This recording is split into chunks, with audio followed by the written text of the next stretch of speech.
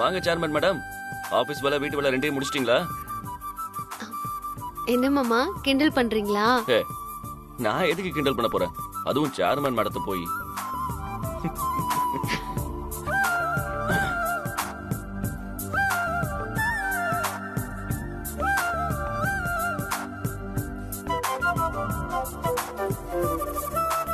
என்ன அப்படி பாக்குற? வர வெள்ளிக்கிழமை நம்ம வெட்டிங் டே. அதுக்கு எனக்கு என்ன gift தர போறீங்க? இந்த மாமா உனக்கு கிடைச்சதே பெரிய கிஃப்ட். இதுக்கு மேல உனக்கு என்ன கிஃப்ட் வேணும்? இந்த மாதிரி சாக்கெல்லாம் சொல்லி என்ன ஏமாத்த பாக்குறீங்களா? நான் உங்ககிட்ட gift வாங்காம விட மாட்டேன். இது வரைக்கும் நீ எனக்கு அதை வாங்கி கொடு இதை வாங்கி கொடுன்னு கேட்காத நீயே இப்போ ஒரு gift வாங்கி கொடுன்னு கேக்குறேன்னா என் உசுரை கொடுத்தாது வாங்கி கொடுப்பேன். என்ன மாமா இது? நல்ல விஷயத்தை பத்தி பேசும்போது இப்படி அபசகனமா பேசுறீங்க.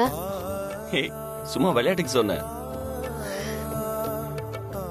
மாமா, நீங்க இல்லனா இந்த ராசாத்தி வெறும் பூஜ்யம். இன்னொரு வாட்டி இந்த மாதிரி வார்த்தை சொன்னீங்க அவ்வளவுதான். சரி சரி சரி, கோவப்படாதீங்க. நான் சொன்னது தப்புதான். இனிமே இந்த மாதிரி பேச மாட்டேன். ஓகேவா? அப்பாடா, சேர்மன் மேடம் ஒரு வழியா சிரிச்சிட்டீங்க. சரி, இப்ப நீ சொல்ல, உனக்கு என்ன வேணும்? அத எப்படி சொல்றதுன்னு தெரியல மாமா. நீ இப்ப சொன்னாதானே நான் வாங்கி கொடுக்க முடியும். என்ன வேணும்னு சொல்லு. ஆமா, ஆனா என் ஆசைய கேட்கணும்னு உதட்டு நுனி வரைக்கும் வார்த்தை வருது. ஆனா வெளியில சொல்ல முடியல.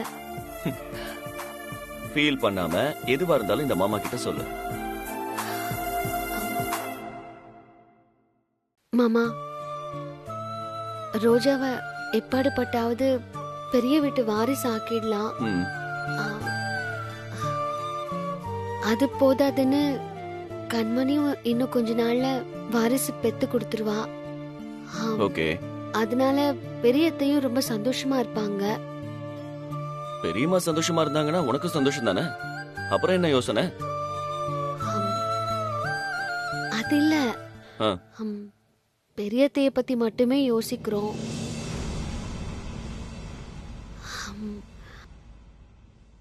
மங்க அத்தையும் பாரி மாமாவும் மனசுக்குள்ள நமக்கு ஒரு பேரனோ பேத்தியோ வந்தா தூக்கி கொஞ்சணும்னு ஆசைப்பட மாட்டாங்களா? எங்க அப்பா அம்மாக்கு மட்டும்தான் அந்த ஆசையா என்ன? எனக்கு அந்த ஆசை இருக்காதா? நம்ம புள்ளைய ஆசைய தூக்கி கொஞ்சணும்னு. அன்னைக்கினமோ நீ தான் நம்ம ஒரு நல்ல இடத்துக்கு போற வரைக்கும் அது இதுன்னு சொன்ன. நான் தான் மாமா சொன்னேன், எல்லா பிரச்சனையும் முடிஞ்சு பெரியத்த மனசை மாத்தி அந்த வீட்டுக்கு போன பின்னாடிதான் எல்லான்னு. ஆனா பெரியத்த மனசு மாறுற மாதிரி தெரியல. அவங்க இந்த ஜென்மத்துல என்னை ஏத்துக்குவாங்கங்கிற நம்பிக்கை எனக்கு இல்லாம போயிடுச்சு மாமா. சரி சதி, நீங்க பாரு. ஏய், அழாத. கண்டிப்பா பெரியம்மா மனசு மாதிரி உன்னை ஏத்துப்பாங்க. எனக்கு அந்த நம்பிக்கை இருக்கு. ஆனா அதுக்காக நம்ம நல்ல விஷயத்தை தள்ளி போட வேணாம். நம்மளோட கல்யாண நாள பெருசா கொண்டாடணும்னு நான் பல திட்டங்கள் போட்டு வச்சிருக்கேன். நீ என்னடானா உட்காந்து அழுதுகிட்டு இருக்க. முதல்ல கண்ணத்தோட குழந்தை மாதிரி சும்மா அழுதுகிட்டு. சரி, நான் இனிமே அழமாட்டேன். போதுமா? போதும் போதும்.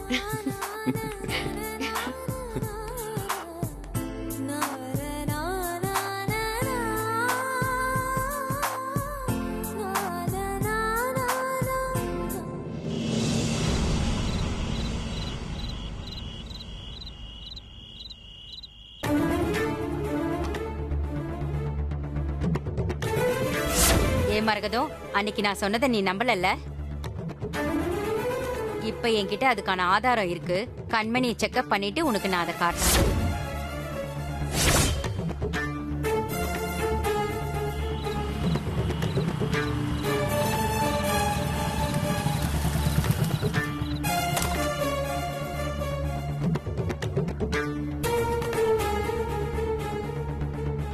வரட்டும். இன்னைக்கு ரெண்டுல ஒண்ணு பாத்துடுறாம.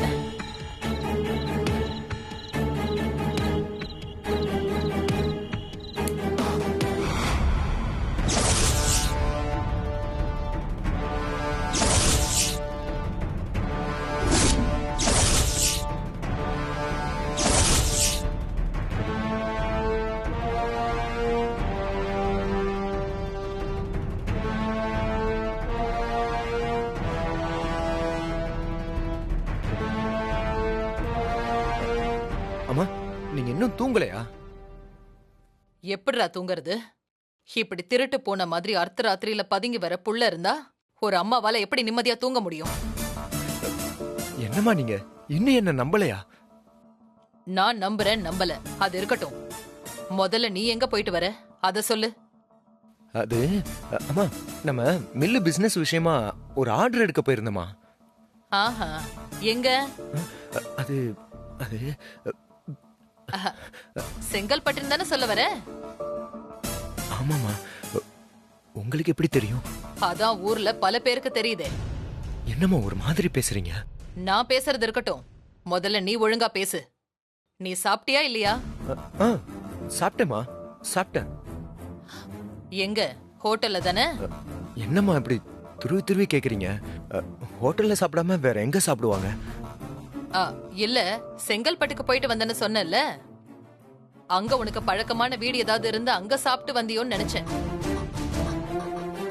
அம்மாக்கு நம்ம மேல இன்னும் சந்தேகம் தீரல போல இருக்கு. என்னடா யோசிக்கிற? ஒண்ணும் இல்லம்மா. ஒன்னும் இல்லாம இருந்தா சந்தோஷம்தான். அம்மா, இன்னுமா என் மேல உங்களுக்கு சந்தேகம் தீரல? அம்மா, நீங்க சொன்ன ஒரே காரணத்துக்காக தான் நான் அம்மன் வஸ்திரத்தை கூட போட்டு தாண்டிட்டேனேம்மா. இன்னும் நம்பிக்கை வரலையா? ஆமாண்டா, நீ தாண்டினாலும் உன் மேல எனக்கு நம்பிக்கை வரல. நீ என்னமோ பெருசா தப்பு பண்றியோன்னு எனக்கு தோணுது. உன்னோட நடவடிக்கையே சரியில்லடா. இந்த வீட்ல உன்னை பார்க்கவே முடியறதில்ல. விடியறதுக்கு முன்னாடியே போயிடுற, இருட்டுன அப்புறம் தான் வீட்டுக்கு வர. நீ எங்க போற, என்ன செய்யறன்னு எல்லாமே ஒரே மர்மமா இருக்கு. கேட்டா வேலை விஷயமா வெளியில போறேன்னு சொல்லுவ. ஆனா உண்மை என்னங்கிறது கடவுளுக்கு தான் தெரியும். நான் எந்த தப்பும் பண்ணலம்மா. இப்ப நான் என்ன சொன்னாலும் நீங்க நம்ப போறதில்ல. அப்புறம் உங்க இஷ்டம்.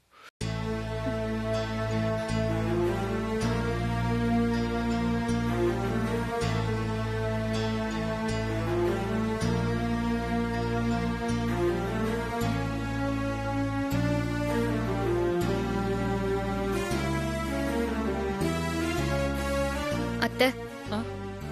ஓ, நீயும் இங்கதான் இருந்தியா? என்ன அத்தை நீங்க? அவர்தான் அன்னைக்கு வஸ்திரத்தெல்லாம் போட்டு தாண்டிட்டாருல்ல, அப்படியும் அவரை நம்பாம நிக்க வச்சு கேள்வி கேக்குறீங்களே. நீங்களே உங்க புள்ளைய நம்பலையா? சொல்லுங்க சம்பந்தி, நீங்க யோசிக்கிறத பார்த்தா எதையோ எங்க கிட்ட மறைக்கிற மாதிரி தெரியுது. என் பொண்ணு வாழ்க்கை, மறைக்காம உண்மைய சொல்லுங்க. ஆமா அத்தை. சரியான ஆதாரம் இல்லாம எதையாவது சொல்லி கண்மணியை குழப்ப வேண்டாம். சொல்லுங்க அத்தை. அது ஒண்ணு இல்ல கண்மணி, கொஞ்சம் கூட பொறுப்பே இல்லாம நேரம் காலம் தெரியாம வீட்டுக்கு வந்துட்டு இருக்கான். அதான் சும்மா அது இதுன்னு கேட்டு அவனை மிரட்டி வச்சேன். மத்தபடி ஒண்ணும் இல்ல. ஒன்னும் இல்லன்னு அழுத்தி சொல்லும் போதே தெரியுது ஏதோ ஒண்ணு இருக்குன்னு. அத்தை, உங்களை பத்தி எனக்கு தெரியாதா? உங்களுக்கு பொய் சொல்ல வராது. உங்க கண்ணே காட்டி கொடுக்குது நீங்க பொய் சொல்றீங்கன்னு. எதுவா இருந்தாலும் மறைக்காம சொல்லுங்க அத்தை. நான் ஏத்துக்க தயாராதான் இருக்கேன். கண்மணி, இது வெறும் யூகம்தான். ஆதாரம் எல்லாம் எதுவும் இல்ல. டாக்டர் ஷீலா தான் குமரனை செங்கல்பட்டுல ஒரு பொண்ணோட பார்த்ததா சொன்னான். அதுக்குதான் வஸ்திரத்தை போட்டு தாண்ட சொன்னேன். அவனும் தாண்டிட்டான். ஆனா அதுக்கு பின்னாடி அவளே எனக்கு போன் பண்ணி, குமரன் அவ கூட இருக்கிற வீடியோ ஒண்ணு என்கிட்ட இருக்கு, அவன் உங்க எல்லாரையும் ஏமாத்திட்டு இருக்கான்னு சொன்னான்.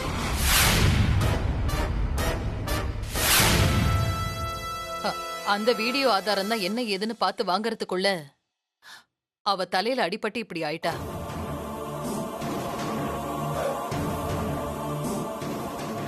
அதான் எனக்கு என்ன பண்றதுன்னே புரியல.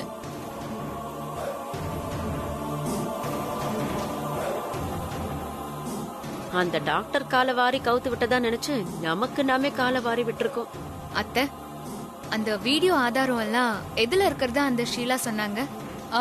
அவளோட மொபைல்ல தான். அவங்களோட மொபைல் அவங்க வீட்டுக்காரர்கிட்ட தானே இருக்கும். அவர் அதை பார்த்திருக்க வாய்ப்பில்ல.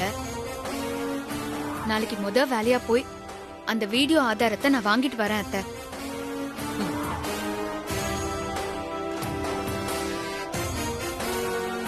ஆனா அந்த ஆதாரத்துல மட்டும் டாக்டர் சொன்ன மாதிரி இருந்துச்சு, அப்புறம் இருக்கு அவருக்கு.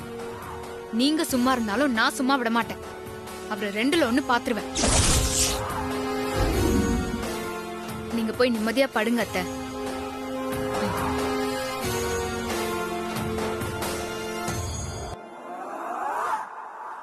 அம்மா, நாளைக்கு வேலையா அந்த வீடியோல அப்படி என்னதான் இருக்குன்னு போய் பார்க்கணுமா? ஆமாண்டி கண்மணி, சும்மா விட்டுறக்கூடாது.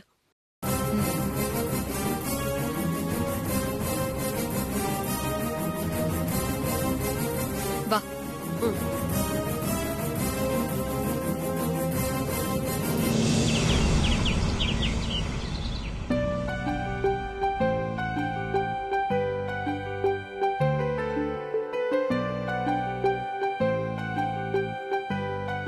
என்ன காலையில எல்லாரும் ஒண்ணா உட்கார்ந்து பேசிட்டு இருக்கீங்க?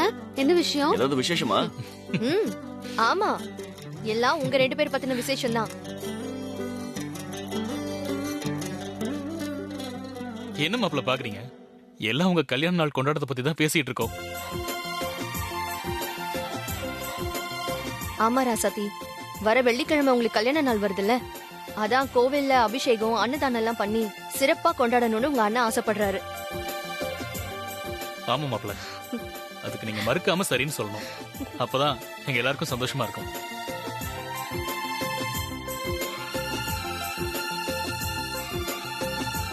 நானும் அத பத்தி பேசணும்னு நினைச்சிட்டு இருந்தேன். நீங்களும் அதே சொல்றீங்க. சரி, உங்க விருப்பப்படியே நடத்துங்க.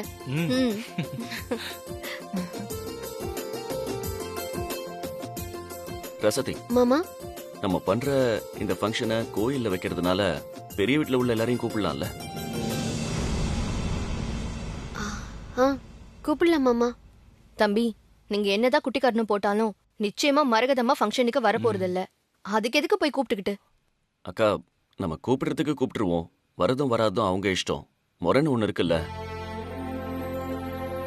ஒரு தடவை போய் கூப்பிட்டு தான் பாப்போமே. ஆமா பொன்னி, மாப்பிள்ள சொல்றதும் சரிதான். ஒருவேளை சொல்லியிருந்தா நாங்க வந்திருப்போன்னு மரகதமா சொன்னாலும் சொல்லுவாங்க. அதனால மாப்பிள்ள இஷ்டப்படி அவங்க வீட்டுக்கு போய் கூப்பிடட்டும். அதுக்கு இல்லைங்க, தம்பியும் ராசாத்தியும் அவங்கள விட்டு கொடுக்காம ஒவ்வொரு தடவையும் அவங்க வீட்டுக்கு போக தான் செய்யறாங்க. ஆனா மரகதம்மாவும் இவங்களை எப்ப பார்த்தாலும் அசிங்கப்படுத்தி அனுப்பிட்டு இருக்காங்க. நான் அந்த வருத்தத்துல தான் சொன்னேன். விடு பொன்னி, என்ன இருந்தாலும் அவங்க பெரியவங்க, நாம கொடுக்க வேண்டிய மரியாதையை கொடுத்துதான் ஆகணும். இல்லன்னா நம்ம 2 குடும்பத்துக்குள்ள பெரிய விரிசல் வந்துரும் பொன்னி. நாம எப்பவுமே நல்லதே நினைப்போமே. ஆமாத்த, நீங்க சொல்றதும் சரிதான். சரி மாப்பிள்ள, நீங்க இப்பவே உங்க வீட்டு ஆளுங்களை கோவிலுக்கு வர சொல்லிடுங்க. என்ன? ராசாத்தி, நீயும் கூட போயிட்டு வந்துரு. சரி, போயிட்டு வாங்க. நாங்க போயிட்டு வந்துடுறோம். போயிட்டு வரோம். வாமா.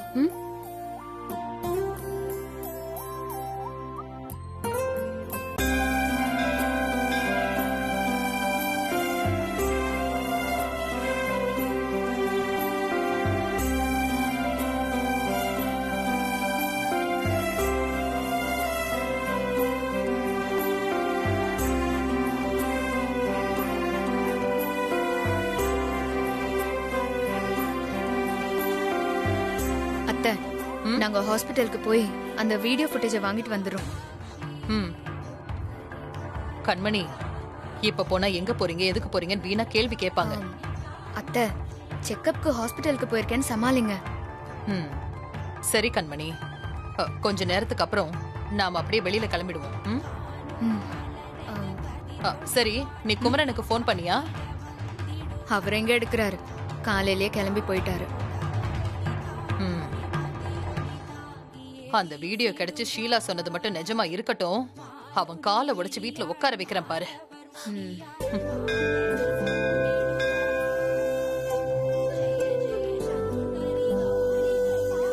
ஆமா சித்தி. கிளம்பலாமா? போலாமா? சரி வா. தேங்க்ஸ்ங்க. பாப்பா நீ இங்க பாருங்க. வாரா சத்தி. நீங்க போய் சாமி கும்பிட்டு வாங்க, நாங்க வெயிட் பண்றோம். இல்ல நாங்க வீட்டுக்கு போனோம் பெரியப்பா.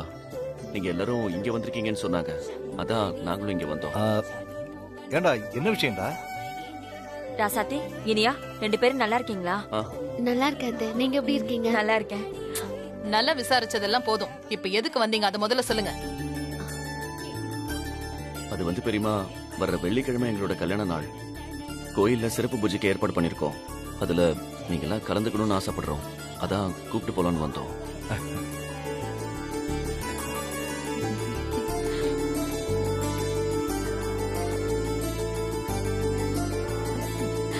ரொம்ப சந்தோஷம்பா. கல்யாண நாள் அன்னைக்கு நாங்க எல்லாருமே அவசியமா வந்துடுறோம். இனியா, வர வெள்ளிக்கிழமை எந்த வேலையா இருந்தாலும் அது எல்லாத்தையும் தூக்கி போட்டு ஆளா கோயில வந்து நிப்போம். ஆமாப்பா, அன்னைக்கு முழுசா உங்க கூட தான் இருப்போம். கல்யாண நாளை சிறப்பா கொண்டாடலாம்.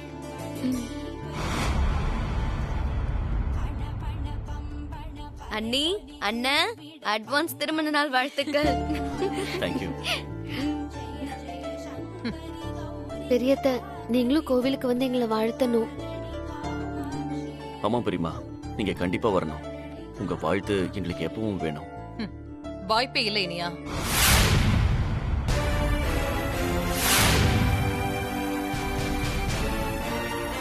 அதானே பார்த்தேன். நாங்க சரின்னு சொன்னா நீ வேணாம் தான் சொல்லுவ. இது என்ன புதுசா? ஏன் மரகதா, பசங்க ஆசைப்பட்டு கூப்பிடுறாங்க, வரேன்னு சொன்னாதான் என்ன? நீங்க வேணா அவன் பேசிட்டு போனதை மறந்துருக்கலாம், ஆனா நான் மறக்கல.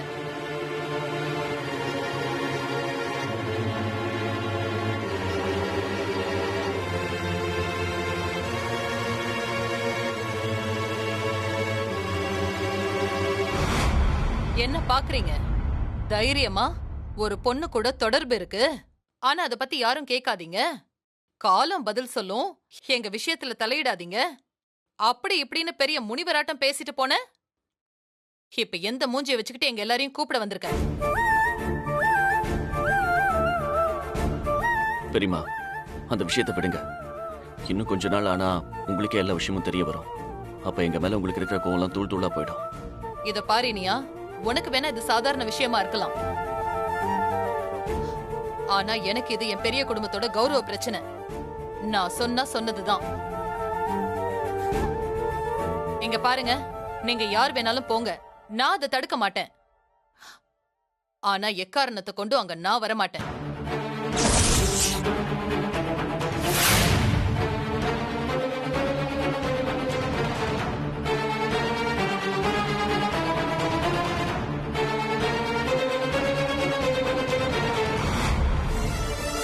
ராசாத்தி, இவ கிடக்கறா, விடுமா, நாங்கெல்லாம் வரோம், கவலைப்படாத. அண்ணே, அண்ணி இல்லாம நாம மட்டும் எப்படிண்ணே போறது? போனா எல்லாரும் போவோம், இல்லைன்னா வேண்டாம் அண்ணே.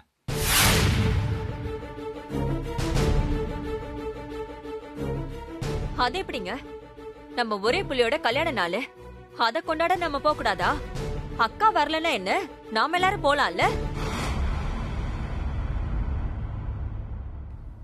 மங்க, உனக்கு ஒன்றும் தெரியாது. நான் சொன்னா கேளு. அண்ணி வராம இந்த வீட்டுல இருந்து யாரும் கோயிலுக்கு போக கூடாது.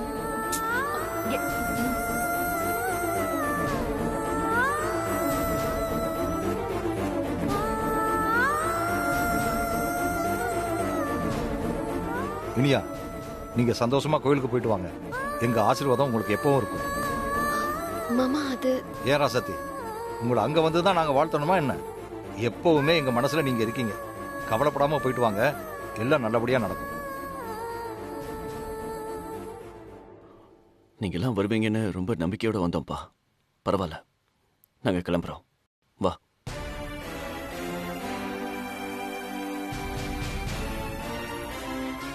ஏன் மரகதம், உனக்கெல்லாம் கொஞ்சம் கூட மனசாட்சியே இல்லையா? நம்ம எல்லாரும் இருந்தோம், பிள்ளைங்க 2 அனாதை மாதிரி கல்யாண நாளை கொண்டாடணுமா? நேர்ல வந்து மதிச்சு கூப்பிடுறாங்கல்ல, இப்படியே அவமானப்படுத்தி அனுப்புவ? ரெண்டு பேரும் எப்படி வருத்தப்பட்டு போறாங்க பாரு. உன்னெல்லாம் அந்த கடவுள் வந்தாலும் திருத்த முடியாது.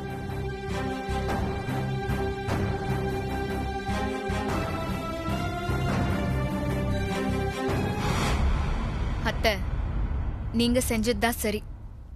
உங்களை மதிச்சு உண்மையை சொல்லாதவங்க கிட்ட நீங்க எதுக்கு தாழ்ந்து போகணும்? அவங்கள தள்ளியே வைங்க அத்தை, அதான் நல்லது.